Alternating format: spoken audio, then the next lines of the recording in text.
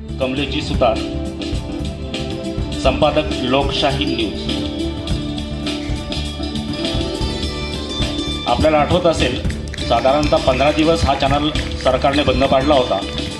कारणही माहीत आहे।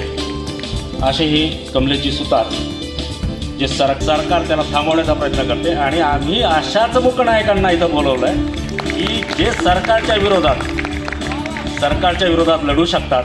असेच सर्व इथं मूकनायक आलेले आहेत। त्यांनी प्रयत्न केले। अशा तायडीजींचं स्वागत त्यांनी करावं। अच्छा, यात आता सर्वात आजच्या सहज कळतील इतके, पण दादा आजपर्यंत आम्हाला कळाले नाहीत, कारण ते खूप सहज असतात आणि खूप साधे राहतात, पण आम्हाला आजपर्यंत कळाले। अशा दादांचा सन्मान व्हायलाच हवा आहे, कारण मूकनायक बनवण्यामध्ये त्यांचाही हात आहे। आम्हाला मूकनायक त्यांनी बनवलं। मूकनायकच्या 104व्या वर्धापन दिनाच्या निमित्तानं त्याचं जे पुनरुज्जीवन किंवा पुन्हा जन्म होतो आहे, त्या मूकनायकाला आणि मूकनायक परिवाराला माझ्याकडून खूप खूप शुभेच्छा। विचारमंचकावर उपस्थित सभेचे अध्यक्ष आदरणीय वसंतदादा सरोदे सर, माझे मित्र आणि या देशातल्या लोकशाही पत्रकारितेचा चेहरा कमलेशजी सुतार, याचे संपादक तुषार गायकवाड, बाकी विचारमंचकावर उपस्थित इंगळे सर, जे अगोदर पाहुणे बोलले ते, समोर उपस्थित ज्यांचा सन्मान झाला ते सगळे पत्रकार बंधू आणि भगिनींनी। जेव्हा मला तुषारचा फोन आला पुण्यातनं की मला असं प्रकारचं एक मूकनायक होकार दिला, याचं कारण असं आहे की ज्या ठिकाणी मूकनायकाचा जन्म झाला, अशा पुण्याच्या ठिकाणी मूकनायकाचा पुन्हा एकदा एल्गार होत आहे, ही माझ्यासाठी अत्यंत महत्वाची गोष्ट। मी मूकनायकाचा मूकनायक असं म्हटलं, याचं कारण असं आहे, बाबासाहेब आंबेडकरांच्या अगोदर 1877 मध्ये या देशांमध्ये दलित बहुजनांचा आवाज म्हणून महात्मा फुलेंचे जे सहकारी होते, त्यांनी सगळ्यात पहिल्यांदा वृत्त काढलं दीनबंधू म्हणून। आणि त्या दीनबंधू मध्ये या देशातल्या असणाऱ्या पददलित लोकांचे पहिले पत्रकार की गोपाळ बाबा वलंगकर म्हणून जे होते, ते त्याच्यामध्ये पत्रकार म्हणून काम करत होते, त्याच्यामध्ये ते लिहित होते। त्यामुळे या ठिकाणी आपण पुढच्या वेळी ज्यावेळेस मूकनायकचा कार्यक्रम करू, त्यावेळेस इथे क्रांतीबा फुलेंच्या सोबत नारायण मेघाजी लोखंडे, त्यानंतर असणारे एक कृष्णराव भालेकर, या सगळ्यांच्या सुद्धा तस्वीरा, आणि सगळ्यात महत्वाची तस्वीर म्हणजे तानुबाई बिर्जेची लावली पाहिजे। तानुबाई बिर्जे ह्या दीनबंधूचे वृत्तपत्र होतं, या देशातलंच नाही तर ज्या काळात परदेशात सुद्धा कोणी स्त्री संपादिका नव्हत्या, त्या काळामध्ये तानुबाई बिर्जे यांनी दीनबंधू नावाचं वृत्तपत्र चालवलं। ते क्रांतीबा फुल्यांचं होतं, त्या क्रांतीबा फुल्यांचा वारसा होता। ह्या अशा पद्धतीने चालत असताना याच पुण्याच्या जवळ पुन्हा एकदा पत्रकारितेचा एक नवा हिरा उदयाला आला। त्याचं नाव म्हणजे शिवराम जानबा कांबळे। शिवराम जानबा कांबळेंनी या ठिकाणी अशा पद्धतीची पत्रकारिता केली की या देशातल्या मूकनायकांचा पहिला नायक कोण असेल, पत्रकारितेचा संपादक कोण असेल, तर तो शिवराम जानबा कांबळे होता। त्याच्यासाठी एकदा जोरदार टाळ्या वाजल्या पाहिजे। शिवराम जानबा कांबळेचं किती मोठं वय म्हणजे एक कार्य होतं, त्याच्यासाठी एकट्याचं बोलायचं असेल तर मला कमीत कमी 1 तास लागतील, फक्त शिवराम जानबा कांबळेंबद्दल बोलायचं असेल तर। पण गंमत अशी की त्यांचा सन्मान जो आहे, कमलेशजी म्हणजे सयाजीराव गायकवाडांनी त्यांना आपल्या दरबारात बोलवलं आणि दरबारात बोलून त्यांचा सन्मान केला की तुम्ही जे काम करताय ते सगळ्यात महत्वाचं आणि मूलभूत काम आहे। त्यामुळे आपल्याला मूकनायक बोलत असताना मूकनायकाची पूर्वशिरी या ठिकाणी क्रांतीची पेरणी ज्या बापानं केली, त्या क्रांतीबा फुल्यांना विसरता कामा नये। हा आपला इतिहास आहे आणि यातून बाबासाहेब आंबेडकरांनी मूकनायकाची पायाभरणी केली। मूकनायकच्या संदर्भामध्ये अनेक वेळा तुम्ही ऐकलं असेल, परंतु मूकनायकाचं ज्यावेळेस सुरुवात झालं त्यावेळेस डॉक्टर बाबासाहेब आंबेडकरांनी कुठल्याही चळवळीला सुरुवात केलेली नव्हती, वर्तमानपत्र काढलं होतं। डॉक्टर बाबासाहेब आंबेडकरांच्या चळवळीची सुरुवात ही बहिष्कृत भारत पासून झाली। त्यांच्यातले जर समजा तुम्ही लेख वाचले त्याच्यानंतर समता, जनता आणि प्रबुद्ध भारत, अशी ही जी काही मांडणी आहे, या मांडणीमध्ये आपल्याला आता पुढे जावं लागेल. कमलेजी आता आपल्याला मूकनायक आपण केलेला आहे. आपण त्याच्यानंतर बहिष्कृत भारताचा इतिहास लिहिलेला आहे. जनतेतून समतेकडून प्रबुद्ध भारताकडे गेलेलो आहे. पण आता आपल्याला वेगळ्या प्रकारचा लोकनायक बनण्याचा कार्यक्रम केला गेला पाहिजे. त्याशिवाय आपल्याला पर्याय नाही. हे का सांगतोय मी? हे मी का सांगतोय याचं कारण असं आहे मित्रांनो, की डॉक्टर बाबासाहेब आंबेडकरांच्या समोर त्यावेळेस एक विशिष्ट फोकस होता. डॉक्टर बाबासाहेब आंबेडकरांची भूमिका क्लिअर होती. त्यांनी त्यांच्या असणाऱ्या वृत्तपत्रातून स्पष्टपणे सांगितलेली आहे की मी कशासाठी पत्र काढतोय, मी कशासाठी बोलतोय, मी कशासाठी लिहितोय, मी कशासाठी आंदोलन करतोय, याच्या संदर्भातली त्यांची भूमिका अतिशय सुस्पष्ट होती. डॉक्टर बाबासाहेब आंबेडकरांच्या मूकनायकानंतर आता 104व्या वर्षामध्ये आपण उभे आहोत. आणि 104व्या वर्षामध्ये ज्यावेळेस उभा असतो त्यावेळेस मी मागे वळून बघतो. पत्रकाराला असं बोललं जातं की पत्रकाराची व्याख्या करताना असं म्हटलं जातं की पत्रकार नेमका कोण असतो. तर पत्रकाराचं एक चित्र, एक रूप रेखाटलं जातं. त्याचा अर्थ असा असतो की पत्रकाराच्या एका हातामध्ये दिवा असला पाहिजे आणि दुसऱ्या हातामध्ये आरसा असला पाहिजे. दिवा जिथे अंधार असेल तिथे प्रकाश केला गेला पाहिजे आणि जिथे कुठेतरी भ्रष्टाचार असेल त्याला त्याचा चेहरा दाखवला पाहिजे. ती खरी पत्रकारिता असते. पण आता कुठे आहे पत्रकारिता?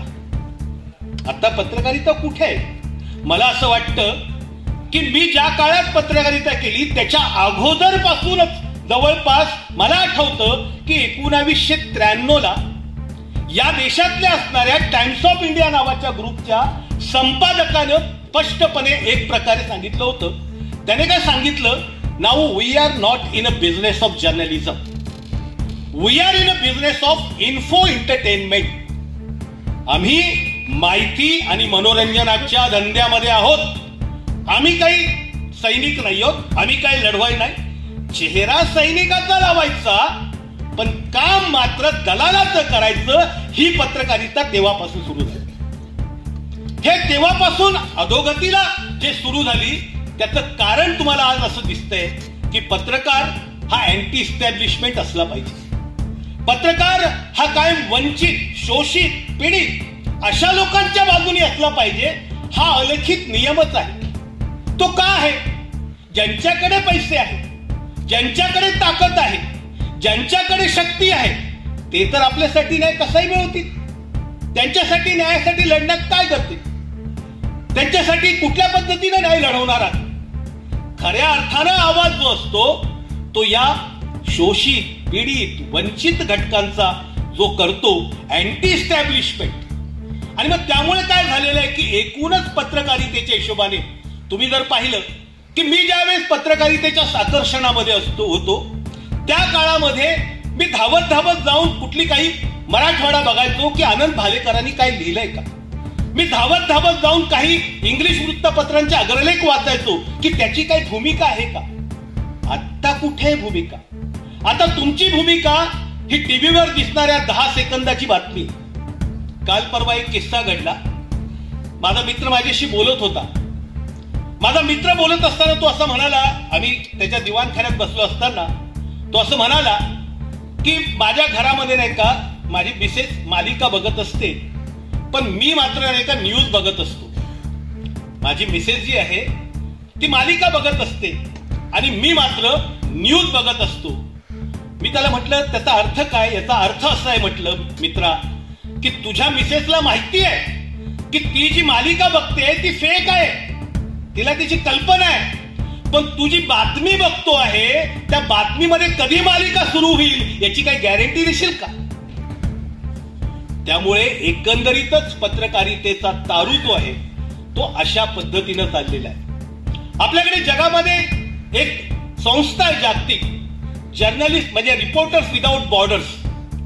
रिपोर्टर्स विदाऊट बॉर्डर्स नावाची जी संस्था आहे ती जगामध्ये सर्वे करते की या देशातल्या असणाऱ्या या जगामध्ये कुठल्या देशामध्ये कुठल्या प्रकारची पत्रकारिता आहे, परिस्थिती आहे.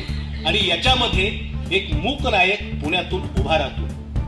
वास्तविकता क्रांतीसाठी खूप काही गर्दी लागत नाही, माझा असा अनुभव आहे. जगातल्या क्रांतींचा मी अभ्यास केल्याच्या नंतर असं बघतो कि बहुत गर्दी जहां होती है वहां झुंड होती है और झुंड की कोई दिशा नहीं होती है और दिशाहीन आदमी कोई क्रांती नहीं कर सकता.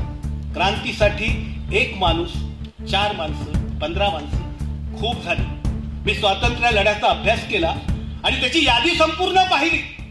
ज्या काळामध्ये भारताची लोकसंख्या जवळपास 25 कोटीच्या जवळपास होती, त्या काळात या देशामध्ये फक्त 15,000 स्वातंत्र्य सैनिक होते. You just take the percentage of दिस.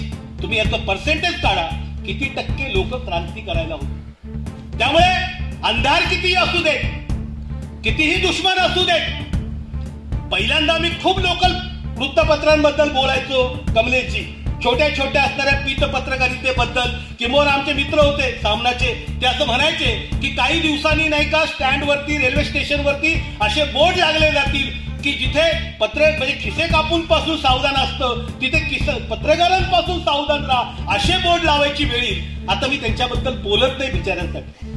याचं कारण असं आहे की कोब्रा पोस्टनी या देशातल्या प्रत्येक चॅनल किती भ्रष्ट आहे, किती पैसे खाते, कशा पद्धतीने पैसे खाते हे तुम्हाला तुमच्या टीव्हीवरती लाईव्ह दाखवलेलं आहे. लाईव्ह दाखवलेलं आहे. त्यातनं कुठलंच चॅनल हे त्याच्यामध्ये अपवाद नाही. त्यामुळे पत्रकारितेच्या संदर्भातला आपण नव्यानं विचार करायला पाहिजे. तुम्हाला मूकनायक पासून जननायक जर बनायचं असेल तर तुम्हाला तुमच्या पद्धतीचं नवं माध्यम उभं करावं लागणार. आम्ही बघतो सगळीकडे वेगवेगळ्या पद्धतीनं. आम्ही पत्रकारितेमध्ये असतो. मी मेनस्ट्रीम मीडियामध्ये हिंदुस्तान टाइम्सला होतो, IBN लोकमतला होतो. वेगवेगळ्या मेनस्ट्रीम मीडियातल्या सगळ्या गोष्टी आम्ही पाहिलेल्या. पण आता एखाद्या अर्थानं अँटी इस्टॅब्लिशमेंट जी पत्रकारितेची भूमिका होती, ते आता सगळेच्या सगळे इस्टॅब्लिशमेंटच्या बाजूने राहिलेले पत्रकार आहेत. आणि इस्टॅब्लिशच्या बाजूने तुम्ही असं म्हणतात, आता खूप लोक बोलतात की पत्रकारांवरती दबाव आहे, पत्रकारांना काहीतरी धमक्या आहेत, पत्रकार असं काय, असं काहीही नाही. मला नाही वाटत अशी काय धमकी बिमके. मी तुमच्या समोर आहे, माझी तुमच्या समोर आहेत, कमलेशजी समोर आहेत, अनेक लोक समोर आहेत, आमचे अनेक मित्र महाराष्ट्रातून आणि देशातून तमाम ठिकाणावरून आम्ही या व्यवस्थेच्या समोर उभे आहोत. आम्ही नाही भीत त्यांना, आम्ही बिलकुल भीत नाही त्यांना. याचं कारण असं आहे की मला जर विकायचंच नाहीये, I am not for sale अशा प्रकारची कपाळावरती पट्टी आम्ही लावून चाललेलो आहे, तो कुणाच्या बापामध्ये आम्हाला विकत घेण्याची तयार. पण देश एकूणच चंगळवादामध्ये आणि एकूण चंगळवादामध्ये असणाऱ्या देशामध्ये पत्रकार चंगळवादी झाला तर त्याला आपल्याला दोष देता येणार. आणि आज नेमकं तेच झालेलं आहे. पत्रकाराला एसी हवी, पत्रकाराला गाडी हवी, पत्रकाराला बंगला हवा. पूर्वी खूप आजपासून किर्लोस्कर मध्ये एक लेख लिहिला होता माधव गडकरींनी. माधव गडकरी असं सामाजिक बांधिलकी म्हणून लिहिलं होतं. तर तेव्हा त्यांनी लिहिलं होतं की आमच्या पत्रकारांना पण श्रीमंत व्हायचंय, त्यांना सुद्धा नवी नवी स्वप्न पडतात, त्यांना सरकारच्या कोट्यातल्या घराचं स्वप्न पडतं, त्यांना गाडीचं स्वप्न पडतं, फार्म हाऊसचं स्वप्न पडतं. ग्रामीण मधल्या असणाऱ्या पत्रकारांना आपली कुठेतरी जीप असावी, आपली कुठेतरी डंपर कुठल्या तरी ठेकेदाराकडे लावलेलं असावं, अशी स्वप्न पडतात. हे त्या काळात लिहिलं होतं माधव गडकरींनी. याचं कारण असं आहे की लोकांनी पत्रकारितेची जबाबदारी जी आहे ती उद्योगपतींवरती टाकून दिलेली. डॉक्टर बाबासाहेब आंबेडकर चांगली पत्रकारिता का करू शकले?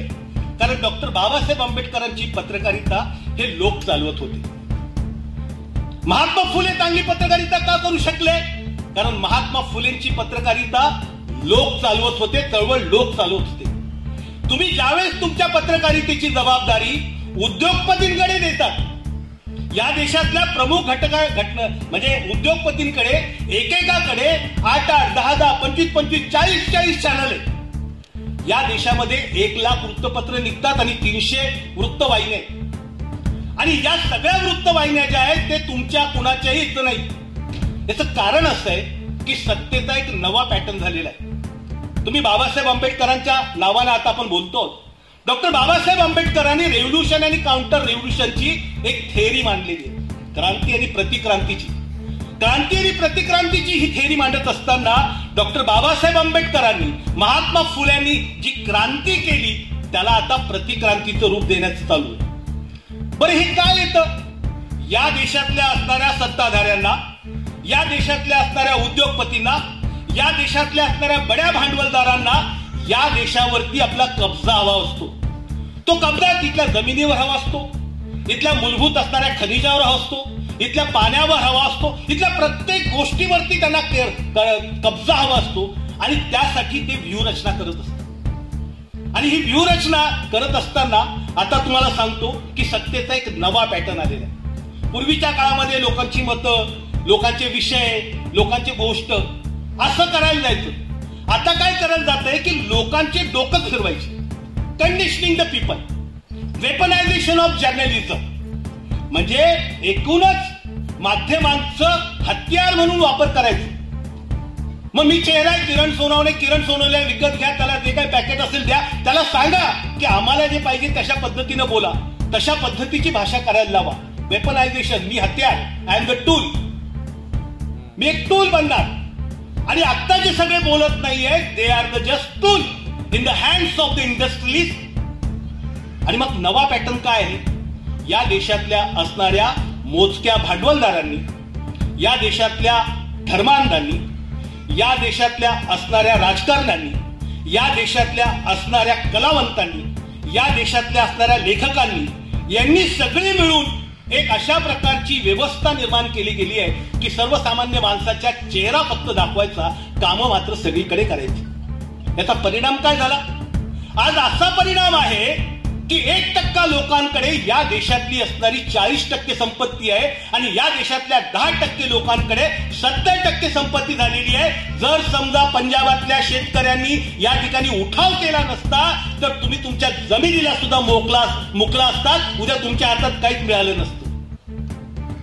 मग नवीन अजेंडा करायचा. नवीन अजेंडा काय करायचा? या देशामध्ये हिंदू राष्ट्र लावायचं.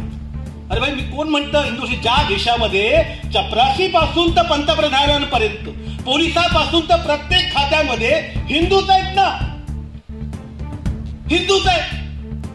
14.5% मुसलमान जर वगळले, मुस्लिम जर वगळले, तो सगळे सत्तेत तेच आहेत ना. या देशातल्या असणाऱ्या IAS अधिकाऱ्यांमध्ये कोण आहे?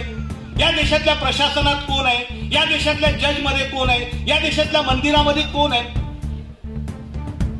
अजून कुठल्या प्रकारचं?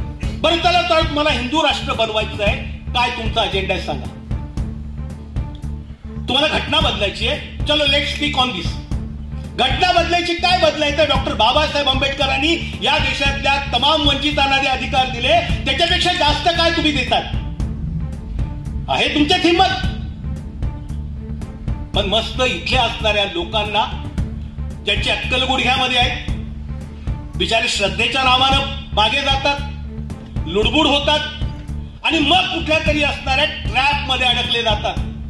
तेव्हा त्यांना कळत नाही की ज्या वेळेस त्यांना जय श्रीरामची घोषणा केली जाते तेव्हा त्यावेळेस त्यांच्या मुलांचा रोजगार हिसकावला जातो. ज्या वेळेस त्यांच्याकडून श्रीरामची घोषणा केली जाते त्यावेळेस त्यांच्या लोकांना, मुलांना सरकारी नोकरी लागते, तो उद्योग विकला जातोय. ज्या वेळेस तुमच्याकडून श्रीरामची घोषणा दिली जाते त्यावेळेस तुमच्या हातातून असणारे मूलभूत अधिकार घेतले जातात. ज्या वेळेस तुमच्याकडून श्रीरामची घटना दिली जाते त्यावेळेस तुमचं असणारं शिक्षणाचं, बिनकामाच्या शिक्षणाचं फी वाढवली जाते. झालं ना, रामलल्लाचा विराजमान झाले, संपली बेरोजगारी. आज 40% असणारं या देशामध्ये बेरोजगारीचा रेट आहे. कोण याच्याबद्दल बोलणार? परवाच्या दिवशी प्रशांत भूषणाशी मी फोनवरून बोलत होतो. प्रशांत भूषणांचं नाव तुम्हाला माहिती असेल.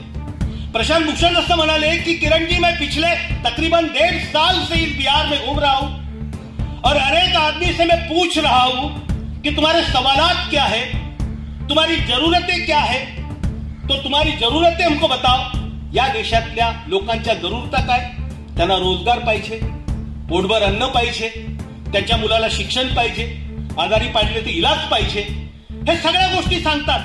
पण जेव्हा मतदान येतं तेव्हा नॉन इश्यूवरती मतदान करतात. या देशातला असणारा हा सगळ्यात मोठा प्रॉब्लेम आहे. तुम्ही इश्यूवरती बोलायला सुद्धा जय श्रीराम बोला तेव्हा सांगा किंवा जय श्रीराम माझ्या रोजगारीचं बोल. जय श्रीराम बोलायला सांगितलं, बोला, त्याला विचारा की माझ्या शिक्षणाची फी कधी कमी होणार आहे. या प्रश्नांवरती जोपर्यंत तुम्ही बोलत नाहीत, तुम्ही मूकनायक झालेला, तुम्ही मूक झालेला आहात म्हणून आम्हाला हे मूकनायक काढावं लागतंय. डॉक्टर बाबासाहेब आंबेडकरांना त्या काळात सुद्धा लोक बोलत नव्हते, त्यामुळे त्यांनी मूकनायक काढलं. ती वस्तुस्थिती या देशात काय आहे? हे सगळे आता कमलेश आहेत, आम्ही आहोत, तुषार आहेत, आम्हाला काय गरज आहे? आमचे असणाऱ्या आयटी सेलकडे प्रचंड नंबर आहेत त्यांचे. उद्या कदाचित मला पकडून टार्गेट करून कुठलं तरी करून गोळी घातली जाईल, जेलमध्ये टाकली जाईल, खोटं काम केलं जाईल, काही करू शकतात. कारण की तुम्ही आत्ता जर समजा चंदीगडचा निकाल पाहिला असेल, लोकशाही किती पुढे गेलेली आहे त्याचं उदाहरण तुम्हाला देतो. चंदीगडच्या महापौर पदाची निवडणूक झाली, त्याच्यामध्ये आम आदमी पार्टी आणि काँग्रेस एकत्र आले, त्यांना मिळून 20 मतं मिळाली. त्यानंतर भारतीय जनता पक्षाची एक उमेदवार होता, त्याला 13 मतं मिळाली. आता 20 मतं मिळाली आणि 13 मतं मिळाली, तर जिंकलं कोण? 20 वाले ना. पण नाही शक्य ते. लगेचच्या लगेच निवडणूक निर्णय अधिकाऱ्यांनी त्यातली 8 मतं बाद करून टाकली आणि भारतीय जनता पक्षाचा मेयर बसवला. याचं कारण असं आहे, तुम्ही डोळे उघडून बघत नाही, तुम्ही तुमच्या पायाजवळ बघता. आतापर्यंत दुश्मन जो होता तो सीमेच्या पार होता, तो पाकिस्तान होता, तो चीन असू शकतो, अजून काही अतिरेकी असू शकतात. आता दुश्मन तुम्हाला तुमच्या बाजूमध्ये आणून ठेवलेला आहे, तुमच्या बाजूला आणून ठेवलेला आहे. आता माणसाची ओळख करत असताना, बोलत असताना, कुठलाही माणूस त्याच्याशी बोलत असताना किरण सोनावणे सांगितलं तर लगेचच्या लगेच तो किरण सोनावणे म्हणजे नेमकं कोण? चेहऱ्यावरून तर काळा कलुटा दिसतोय, मसाला कुठला तरी मातंग चर्मकार, कुठला तरी महार मांग असा काहीतरी असेल, पण तरी पण खात्री नाही. कारण की मराठ्यांमध्ये सुद्धा काळे कुळे, ब्राह्मणांमध्ये सुद्धा काळे कुळे असतात. आनंदवे नाही का ब्राह्मण सभेचा आता इथं असणारा, तो पण काळा कुळा आहे, माझ्यापेक्षाही काळा आहे, पाहिलं मी त्याला. आणि त्यामुळे आता रंगावरती पण सांगता येत नाही. मग रक्ताचे मग विचारत, मग तुम्ही कुठले, तुमचं गाव कुठलं, आणि मग काय तुम्ही असं करा, तुम्ही बाबासाहेबांच्या 6 डिसेंबरला जातात का असं विचारायचं. मी 6 डिसेंबरला घेतो आणि जात शोधायची. या देशातलं जात वास्तव आहे. 21व्या शतकामध्ये ज्यावेळेस आम्ही इतकं शिक्षण घेतोय, इतकं पुढे जातोय, इतक्या मोठ्या प्रमाणात प्रगती करतो असं सांगतोय. खरं म्हणजे ज्यावेळेस बराक ओबामा निवडून आले ना, त्यावेळेस कमलेची सगळ्या जगामध्ये असं विचार केला जात होतं की आता ग्लोबल विलेज बनतोय. एक काळा मनुष्य ज्या पद्धतीनं तिथला असणारा मनुष्य, काळ्या वंशाचा मनुष्य एका जगातल्या असणाऱ्या मोठ्या लोकशाहीचा अध्यक्ष बनतोय. पण त्याच्यानंतरचा काळ बघा, डोनाल्ड ट्रम्प निवडून आलेला आहे. आणि डोनाल्ड ट्रम्प म्हटला तर जगातल्या असणाऱ्या 60 देशांमध्ये आता राईट विंगर्स लोक आलेले आहेत. आणि राईट विंगर या देशातल्या असणाऱ्या गरीब, गोर गरीब पीडित लोकांवरती तुम्हाला त्याच्या संदर्भात राज्य करतंय कसं येईल. हे फक्त जगलेच पाहिजे. तुम्हाला रोजगार देता येणार नाही, तुम्हाला कुठल्याही पद्धतीचे नवीन उद्योग काढता येणार नाही. आता तर AI येत आहे, आर्टिफिशियल इंटेलिजन्सी. म्हणजे अजून सांगितलं आहे की जागतिक विद्वान जे लोक आहेत, आमचे मित्र आहेत, एक मोठे सोराब घासवाला म्हणून चांगले पत्रकार, त्यांनी सांगितलं की Kiran in coming days there will be the more unemployment due to the AI. Artificial इंटेलिजन्सीमुळे तुमचे क्लर्क, हे ऑपरेटर, बिपरेटर हे सगळेच्या सगळे जाणार आहेत. मग याच्यासाठी बोलणार का? याच्यातून तुम्हाला कोण वाचवणार? श्रद्धा ही एका स्तरापर्यंत असते, पण जेव्हा तुम्हाला कोरोना होतो ना, तेव्हा श्रद्धा वाचवत नाही, त्याच्यासाठी लस घ्यावी लागते. हे लक्षात घेतलं पाहिजे. हे वास्तव ज्यावेळेस प्रत्येक भारतीयाला कळेल, त्यावेळेस धर्माच्या श्रद्धेबरोबर तो विज्ञानाची आणि ज्ञानाची पूजा करायला लागेल, प्रश्न विचारायला लागेल. मला दिली जाणारी ही पुस्तकं, मला दिली जाणारी ही धर्मग्रंथ, मी प्रत्येक वेळी असं म्हणतो की या देशातला सगळ्यात मोठा प्रॉब्लेम काय असेल तर या देशातला धर्म आहे. हा धर्म कधी सरळ लढायला शिकवत नाही. या देशातला धर्म या देशातल्या असणाऱ्या लोकांना कपटानं मारायला शिकवतो. या देशातला धर्म या देशातल्या लोकांना असणाऱ्या, तुम्ही पहा सगळ्या राक्षसांच्या कथा पहा, कुठल्याही पहा, कोणी झाडावरून बाण मारतो, कोणीतरी बाईचं रूप घेऊन बोलून त्याला काही करतो, कोणीतरी विष देऊन मारतो. या देशाचा इतिहास आहे बंधू आणि भगिनींनो, की या देशामध्ये ज्यानं समता, स्वातंत्र्य, बंधुत्व, न्यायासाठी प्रयत्न केला, त्याचा खून केला गेलेला आहे. काढा यादी. एका ब्राह्मणाचं आणि मातंग समाजाचं लग्न लावलं म्हणून महात्मा बसवेश्वरांच्या शिवशरणांची कत्तल या देशामध्ये झाली. काढा पुरावा. या देशामध्ये रोहिदासानं या देशातल्या असणाऱ्या समान माणसांना एकत्रित आणण्याचा आणि समतेचा विचार सांगितला, त्याला आणि त्याच्या बायकोला मंदिरात आणून ठार मारले गेले. या देशामध्ये तुकाराम महाराजानं ज्या पद्धतीचे अभंग लिहिले त्याला इंद्रायणीमध्ये बुडवून मारला. ह्या सगळ्या गोष्टी कधी आपल्याला कळणार आहेत का? कळणार असेल तर तुम्ही उद्यापासून व्हाल. इथे तर मला असं वाटतं, मी सांगितलं की क्रांतीसाठी 10-15 लोकांची गरज असते. तुम्ही 2 जण तरी उभे राहिलात, कारण अंधारा कितना भी बड़ा हो, एक दिया जला जाए तो पूरी की पूरी कायनात बदल जाती है. किती का असते ना अंधार, किती का असते ना मोठी लोक, किती का असते ना शक्ती, क्या करेगे जान से मारोगे, जान से मारोगे. त्या महात्मा गांधीला मारण्याचा प्रयत्न केला. महात्मा गांधी त्याच्यापेक्षा कितीतरी मोठा झाला, प्रचंड मोठा झाला की ते त्यांना अगदी मजबुरीनं कुठल्याही ठिकाणी जाताना घेऊन जावं लागतं त्याला. त्यामुळे बंधूंनी भगिनींनो, पूर्वी रात्र वैऱ्याची होती, आता दिवस सुद्धा वैऱ्याचा आहे. त्यामुळे दिवस वैऱ्याचा असताना आपण काय केलं गेलं पाहिजे? आपण असं केलं गेलं पाहिजे की जी माणसं लढत आहेत त्यांना एक फोन करून सांगितलं पाहिजे की बाबा रे, तू लढतोय, तुझी काळजी घे, मी तुझ्या सोबत आहे. हे जो मनुष्य प्रत्येक करेल तर त्या माणसाचं अतिशय मूठभर मास वाढेल आणि त्याच्यासोबत अनेक लोक तयार होतील. आम्ही मॅक्स महाराष्ट्र चालवतोय.